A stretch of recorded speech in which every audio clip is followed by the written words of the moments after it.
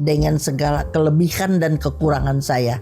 Terimalah saya apa adanya. No, itu orang yang tidak mau berubah. Ini dengerin untuk perempuan. Jangan menikah sama lelaki yang kita senang luar biasa tapi lakinya gak senang. Oma kawin sama orang yang tidak dicintai. Tapi tahan 60 tahun. Amazing. Orang yang tidak dewasa, yaitu orang yang insecure, maka seringkali mereka menjadi orang narsis karena mereka perlu attention, mereka perlu selalu tampil. Sebab dia tuh ada luka batin, tahu nggak?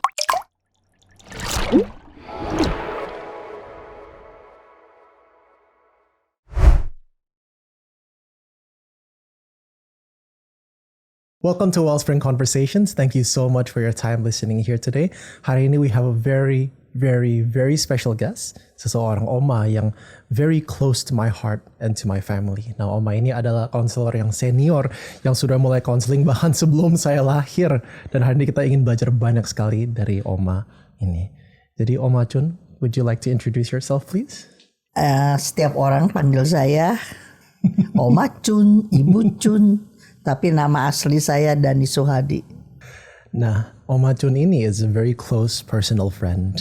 Oma Chun itu salah satu saksi kawin saya. Dan saya sangat respect dan look up to Oma Chun. Nah, thank you. Nah, Oma Chun ini udah konseling berapa tahun?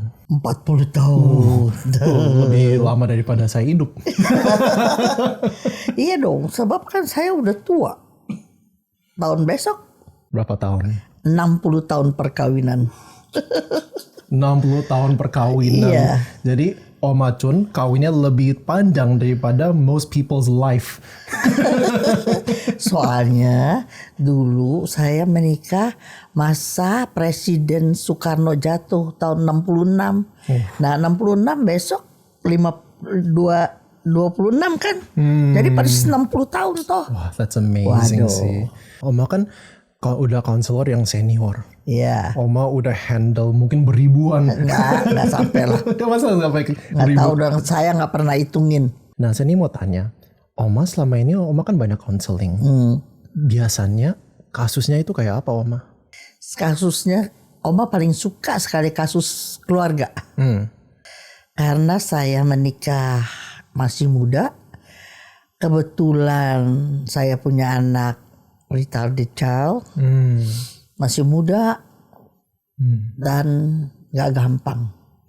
Jadi saya ini suka sekali tentang keluarga sebab dengan menasehati orang sesungguhnya saya sedang menasehati diri sendiri gitu.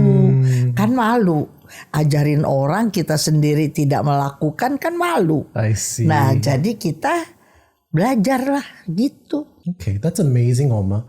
Dan anaknya yang tadi Oma ceritain tell me about him. Waktu dia lahir dia tidak menangis, poinnya itu. Dia tidak menangis sehingga temporal otak depan gak dapat O2.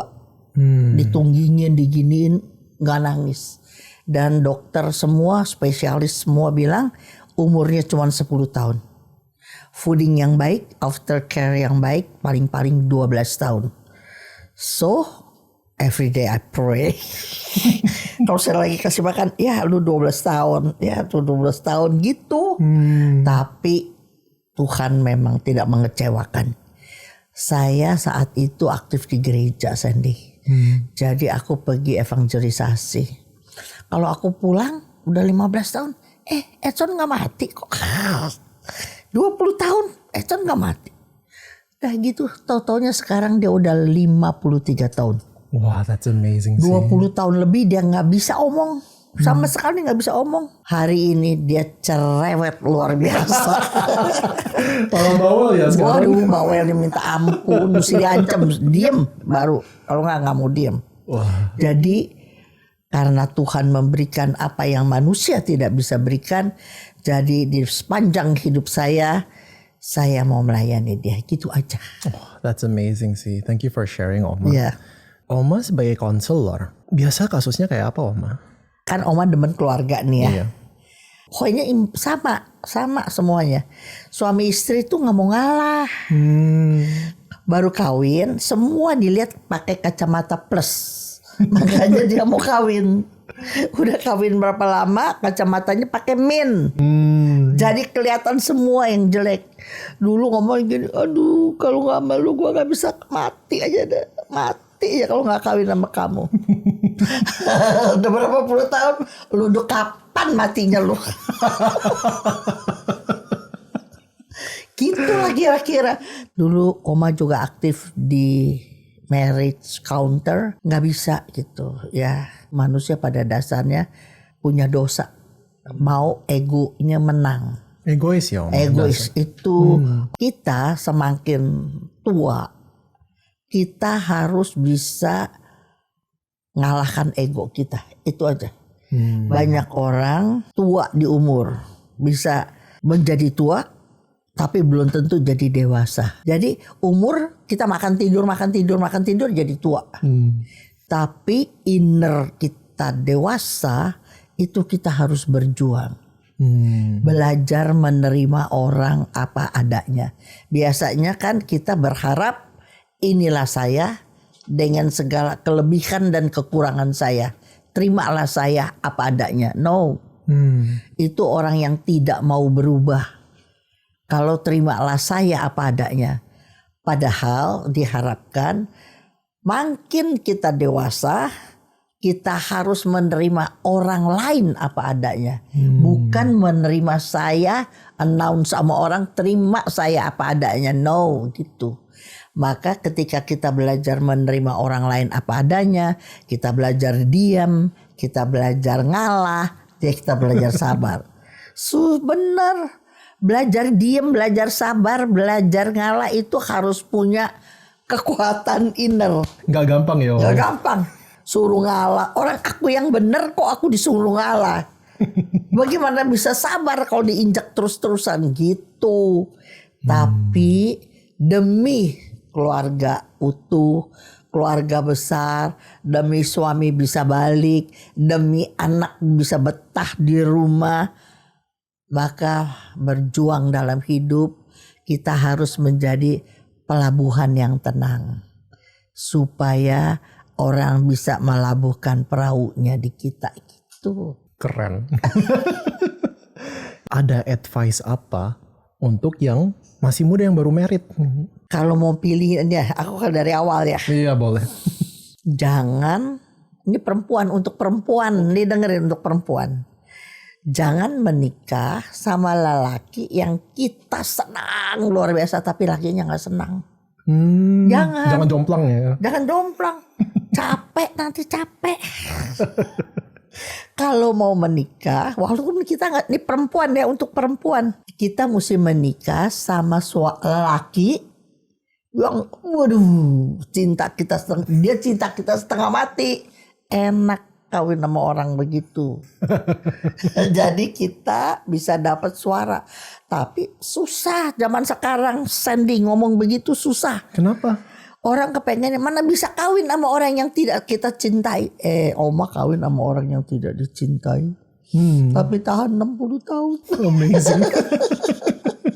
Sebab apa sih? Mau apa gitu. Hidup ini bakal apa? Hidup ini kita harus jadi berkat bagi banyak orang. Itu poin. Agama apa ajarin semua sama. Hidup kita harus punya nilai. Kita mesti punya value. Dan value kita itu menjawab kebutuhan orang. Kita jangan jadi troublemaker, tapi kita harus jadi solusi. Nah, untuk jadi solusi kita harus banyak diam, sabar dan ngalah. Kira-kira begitu. Oma, gimana sih supaya kita bisa lebih sabar? Bisa jangan ngomong berdoa bilang, kasih saya sabar, problem bertubi-tubi. Bilang mau sabar, problem bertubi-tubi. Semua orang mau sabar, semua orang. Tetapi kalau dikasih latihan sabar, nggak mau, mana bisa gitu. Mau perkawinan seperti Oma 60 tahun. Tapi kalau ada problem, lari dari problem, mana bisa gitu. Cuman senjatanya percaya Oma. Diem, sabar, ngalah. Itu kunci kehidupan. Walau sekarang tapi tanya tujuan perkawinannya dulu dong ya. Nah kalau dia udah ada orang ketiga ya kagak mau lah Sandi. Diam boleh sabar sabar ya. Cepet-cepetan aja get out gitu kan. I see. Tapi kalau kita mau mempertahankan perkawinan, lelaki dari sononya egois. Aduh maaf ya. Lelaki tuh mau menang sendiri. I see. Sebab perempuan diciptakan jadi penolong. Kalau penolong ada sosok yang ditolong gitu. Nah memang udah perempuan mesti jadi bionic woman itu nggak aneh. Di mana-mana keluarga bisa selamat kalau istrinya bijaksana. Suami seperti apa asal istri dewasa yang tadi saya bilang, maka dia bisa menyelamatkan keluarga. Itu pengalaman saya. I see.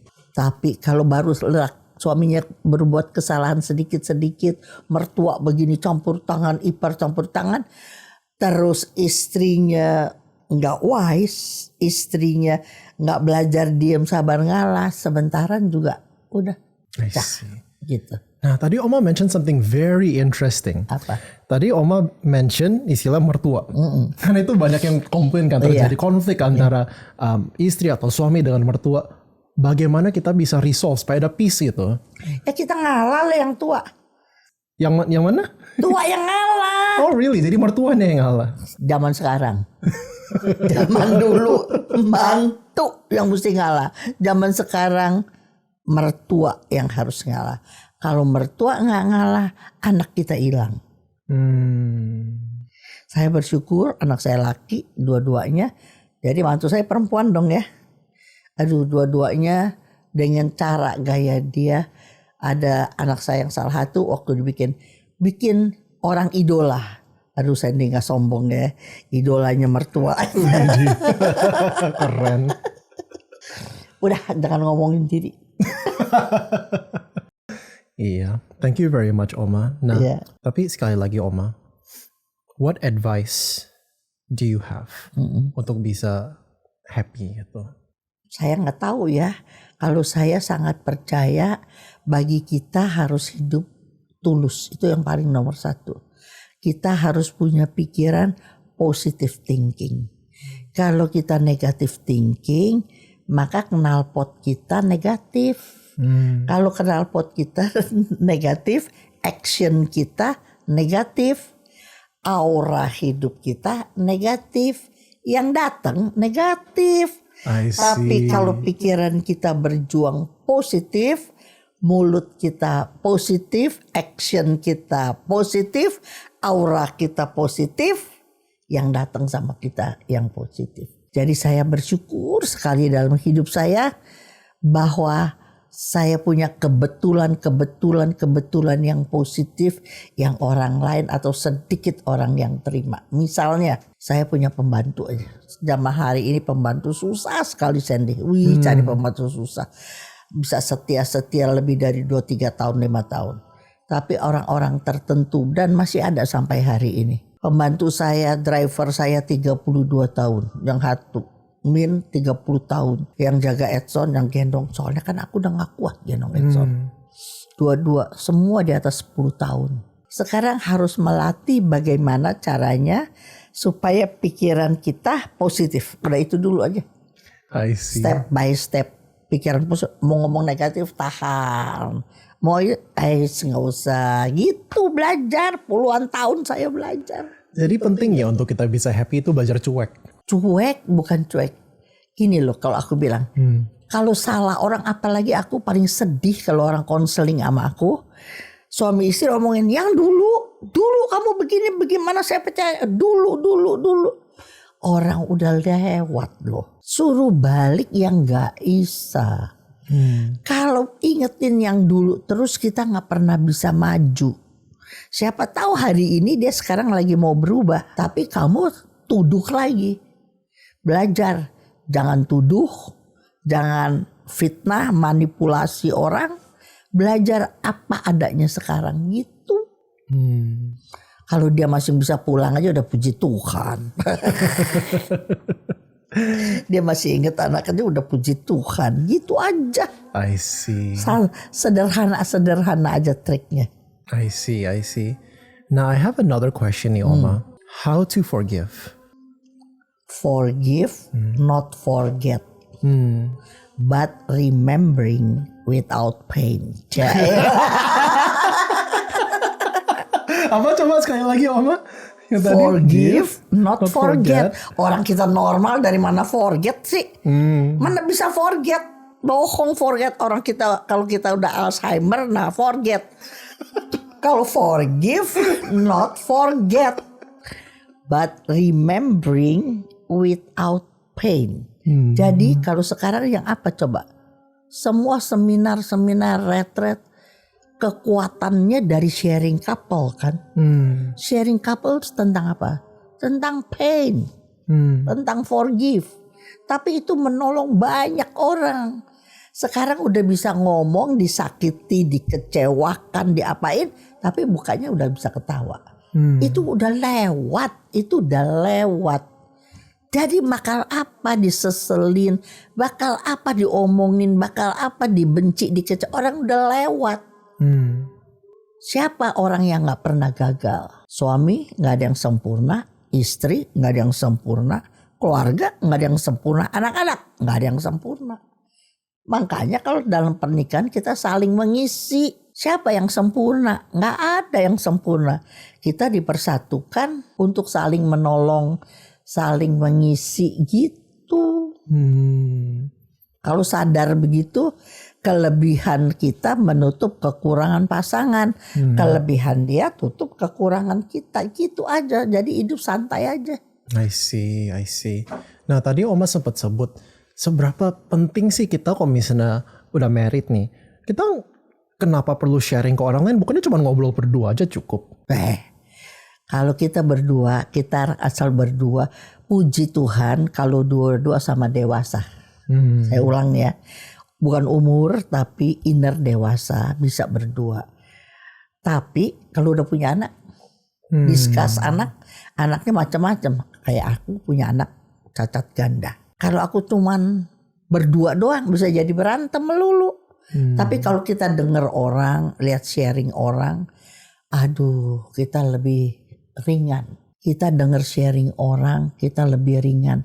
Tapi kalau kita diem sebagai kayak katak dalam tempurung, kita nggak dikatain orang, nggak difitnah, tapi kita dalam tempurung, nggak bertumbuh, bakal apa hidup? Hidup nggak punya nilai, hidup nggak jadi berkat bagi orang lain. Hidup kita bukan untuk kita, hidup kita untuk menjadi berkat bagi orang lain. Jadi kalau orang cuma pikirinnya saya, masih anak-anak. Anak-anak tuh pikirannya saya melulu. Betul nggak dokter? Iya, Oma. Kalau orang udah dewasa ya udahlah. Udah gitu. Jadi salah satu pertanda orang yang tidak dewasa adalah saya egois. Iya. Itu kok dipikir-pikir sama kayak orang narsis gak sih? Nah itu kamu punya bagian. Dimana kalau misalnya orang yang tidak dewasa, yaitu orang yang insecure, maka seringkali mereka menjadi orang narsis karena mereka perlu attention, mereka perlu selalu tampil. Sebab dia tuh ada luka batin, tahu nggak? Oh, kayak gimana? Coba. Siapa tahu ini dokter ya jawab ya. Masih kecil kurang peneguhan, masih kecil nggak diabaikan, besar numpang sama orang, jadi selalu dia di bawah rata-rata. Jadi ketika satu hari dia bisa jadi dirinya sendiri, maka banyak yang narsis. Betul apa nggak dokter? Iya. No, that's true gitu. Banyak orang itu memang di balik seseorang yang narsis itu adalah seseorang yang insecure. Iya. Dan banyak orang itu insecure karena mungkin dari kecilnya nggak pernah sadar bahwa they're loved, they're cared for. Jadi mereka butuh attention, mereka butuh pengakuan dari orang lain. Nah kalau kita udah bisa terima, hidung kita gede, kita hitam. Inilah Tuhan kasih kita begini, saya terima, saya begini. Udah nggak perlu pujian. Nggak perlu disanjung-sanjung, nggak perlu diprioritaskan nomor satu.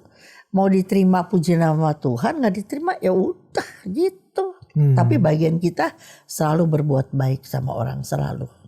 Dan berbuat baik itu pertama yang kecil-kecil, lama-lama jadi kebiasaan, dan lama-lama jadi karakter kita gitu.